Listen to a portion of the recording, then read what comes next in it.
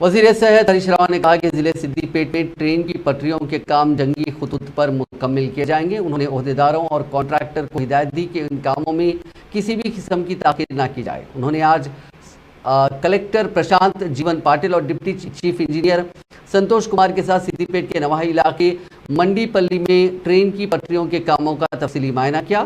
اس موقع پر انہوں نے عہدیداروں کو مختلف ہدایات بھی دی اور کاموں کی جلد تکمیل کو یقینی بنانے کی ہدایت دی۔ انہوں نے اس موقع پر عہدیداروں سے منڈ پلی کے قریب انٹر پاس برج کے انڈر پاس برج کی تعمیر میں تاخیر کی وجوہات کے بارے میں بھی دریافت کیا۔ عہدیداروں نے ان کو کاموں کی پیش رفت سے واقف کروایا، جس پر وزیر موصوف نے ان کاموں کی بھی جلد تکمیل پر زور دیا۔